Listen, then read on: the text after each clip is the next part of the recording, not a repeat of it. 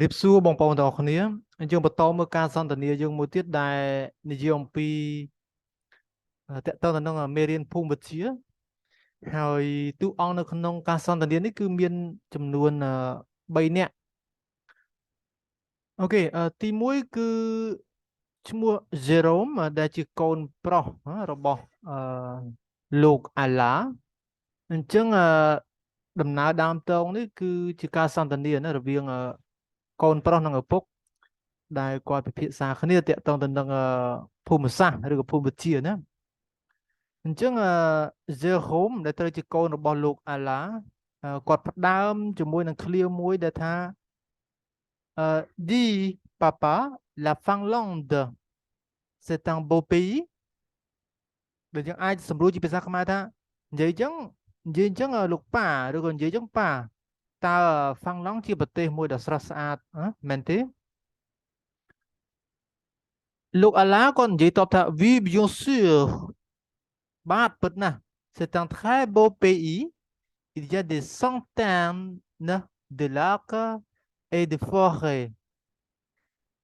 គាត់ថាបាទប្រកបណាស់ណាហ្វាំងឡង់ជាប្រទេសមួយស្អាតណាស់ហើយមានបឹងនិងព្រៃឈើរាប់រយJérôme គាត់សួរបន្តទៀតថា et la capitale de la Finlande c'est Oslo ចុះរដ្ឋធានីនៃប្រទេសហ្វាំងឡង់គឺ Oslo មែនទេលោកប៉ាលោកអាឡាក៏ឆ្លើយតបថាquoi Oslo mais non ce n'est pas la capitale de la Finlande c'est la capitale de la Norvège la capitale de la Finlande c'est Helsinki ដែលប្រសងនេះយើងនិយាយថា Helsinki អញ្ចឹងឪពុករបស់ Jerome ក៏ឆ្លើយតបថាអីគេ Oslo មិនមែនទេ Oslo មិនមែនជារដ្ឋធានីរបស់ប្រទេសហ្វាំងឡង់ទេវាជារដ្ឋធានីរបស់ប្រទេស Norvège រដ្ឋធានីប្រទេសហ្វាំងឡង់គឺ Helsinki យើងបន្តមើលទៀតបន្តមក Jerome គាត់និយាយថា oh c'est difficile la géographie មានន័យថាអូភូមិវិទ្យាអីក៏ពិបាកម្លេះលោកអាឡាក៏តបថា mais non ce n'est pas difficile ឪពុកក៏តបថាមិនមែនទេវាមិនលំបាកទេ Jérôme c'est ennuyeux Jérôme ក៏និយាយថាអូវាគួរឲ្យធុញទ្រាន់ហ្នឹងណាអូខេMonsieur Alla លោកអាឡាដែលទៅជាឪពុកក៏និយាយទៀតថា au contraire c'est passionnant c'est un vrai voyage il y a des pays différents des cultures différentes des langues des coutumes variées សូមអធិស្ឋានឲ្យ varié នេះយើងទៅថែម S មួយទៀតណាខ្ញុំបន្ថែមឲ្យអូខេបន្តមកទៀតគាត់និយាយថាម៉េចវាមិនលំបាកទេវាមិនគួរធុញទេផ្ទុយទៅវិញវាគួរឲ្យជួយចិត្តណាវាជាដំណើរកំសាន្តពិតប្រាកដមួយមានប្រទេសផ្សេងគ្នាវប្បធម៌ខុសគ្នាភាសាទំនៀមទម្លាប់ផ្សេងគ្នាJérôme គាត់តបទៅថា même en Europe ដូចនៅអឺរ៉ុបដែរមែនMonsieur Alla គាត់តបថា bien sûr regarde dans l'Atlas là il y a l'Europe គាត់ឲ្យមើលនៅក្នុង Atlas មើលទីនោះមានអឺរ៉ុបអញ្ចឹងគួរបញ្ជាក់ថា Atlas នេះយើងដឹងជាសៀវភៅណាដែលនិយាយលម្អិតពីផ្នែកណាមួយនៅក្នុងពាក្យពេទ្យយើងមាន Atlas Anatomy មាន Anatomy មានអីចឹងទៅអូខេមានផែនទីមានអីចឹងទៅសម្រាប់តទៅក្នុងភូមិវិទ្យាណាJérôme គាត់តទៅថា il y a combien de pays en Europe Jérôme គាត់សួរថាតើមានប្រទេសប្រមាណនៅអឺរ៉ុប dans la communauté européenne maintenant il y a 25 pays ឪពុកគាត់សួរបញ្ជាក់ថានៅក្នុងសហគមន៍អឺរ៉ុបមែនទេឥឡូវនេះវាមាន25ប្រទេសអញ្ចឹងបងប្អូនទាំងអស់គ្នាខ្ញុំគួរបញ្ជាក់ផងដែរដោយសារតែសភៅនេះគឺវាបាននេះខ្ញុំដាក់ footnote នៅកន្លែងនេះណាអញ្ចឹង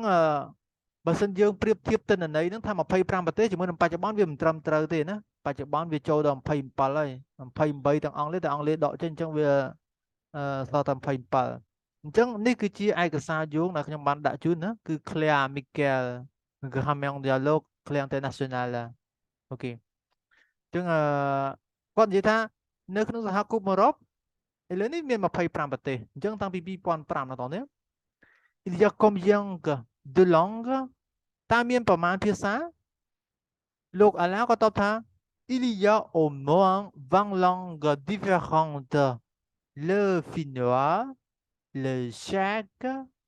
l'allemand le français សំទោស français អត់មានទេណាខ្ញុំទៅសេខុស l'anglais l'italien l'espagnol tu veux apprendre une langue étrangère មានយ៉ាងហោចណាស់ក៏20ភាសាផ្សេងគ្នាដែរដូចជាភាសាហ្វាំងឡង់ភាសាឆេកភាសាអាល្លឺម៉ង់ភាសាបារាំងអង់គ្លេសអ៊ីតាលីអេស្ប៉ាញតើឯងចង់រៀនភាសាបរទេសទេឪពុកសួរកូនទៅចង់រៀនភាសាបរទេសទេ Oui pourquoi pas l'espagnol c'est facile Jérôme ក៏ឆ្លើយតបថាបាទមិនក៏អត់ណាភាសាអេស្ប៉ាញវាងាយស្រួល Monsieur là, non, mon garçon, l'espagnol c'est beau, mais ce n'est pas facile. លោកអាឡាក៏តបថាអត់ទេកូនសម្លាញ់ភាសាអេស្ប៉ាញវាល្អប៉ុន្តែវាមិនងាយស្រួលរៀនទេគូបញ្ជាក់ផងដែរថាភាសាអេស្ប៉ាញវាដូចជាភាសាបារាំងដែរមិនដូចគ្នាទាំងស្រុងទេគ្រាន់ថាទាំងការបំបាយគេស័ព្ទអីយើងមានដូចគ្នាណាហើយភាសាពីរហ្នឹងគឺវាប្រហាក់ប្រហែលគ្នា On sonne à la porte ស្រាប់តែឪពុកកូនកំពុងតែសន្ទនាគ្នាទៅមានគេគោះទ្វារអញ្ចឹងJérôme ក៏សួរថា c'est qui អ្នកណាគេហ្នឹង Monsieur là c'est Virginie Bonjour Virginie អូខេអញ្ចឹងលោកអាឡាក៏និយាយថាc'est Virginie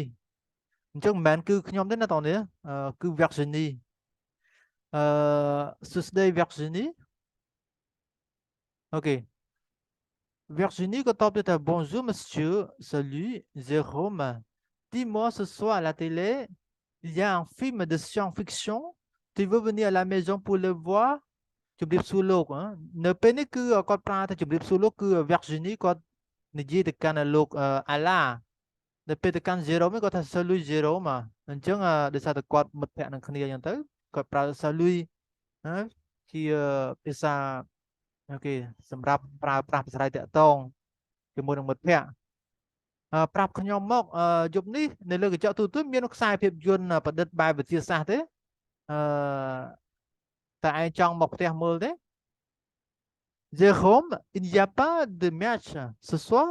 ថ្ងៃនេះអត់មានការប្រកួតបាល់ទាត់ទេ Virginie គាត់ថា mais non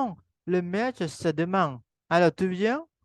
គាត់ថាអត់ទេកីឡាបាល់ទាត់តថ្ងៃស្អែកយ៉ាងមិនដែរមកអត់មកទេបាទនេះគឺជាការសន្ទនាណា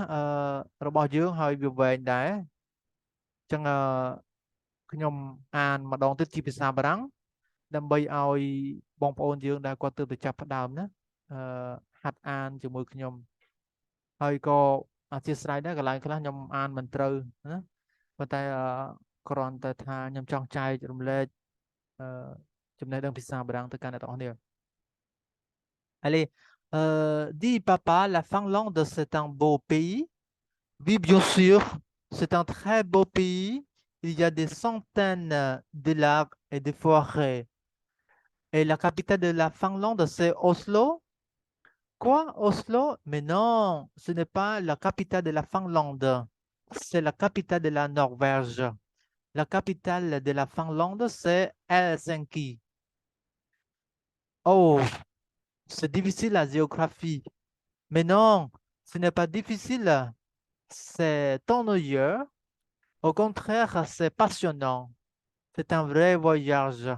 Il y a des pays différents, des cultures différentes, des langues, des coutumes variées. Même en Europe, bien sûr, regarde dans l'Atlas. Là, il y a l'Europe. Il y a combien de pays en Europe? Dans la communauté européenne, maintenant il y a 25 pays. Il y a combien de langues? Il y a au moins 20 langues différentes. Le finnois, le tchèque, l'allemand, le français, l'anglais, l'italien, l'espagnol. Tu veux apprendre une langue étrangère? Oui, pourquoi pas? L'espagnol, c'est facile. Non, mon garçon. L'espagnol, c'est beau, mais ce n'est pas facile. On sonne à la porte. C'est qui? C'est Virginie. Bonjour, Virginie. Bonjour, monsieur. Salut, Jérôme. Dis-moi, ce soir, à la télé, il y a un film de science-fiction. Tu veux venir à la maison pour le voir? Il n'y a pas de match ce soir? Mais non, le match, c'est demain. Alors, tu viens? OK. ចឹងការសន្ទនារបស់យើងគឺមកដល់ទីបញ្ចប់ហើយហើយសង្ឃឹមថាបងប្អូនទាំងគ្នាទទួលបាននៅពាក្យខ្លះឬក៏ឃ្លាខ្លះដែលអាចពង្រីកចំណេះដឹងភាសាបារាំងរបស់ទាំងអស់គ្នាសូមអរគុណដែលយើងជួបគ្នាវីដេអូក្រោយណា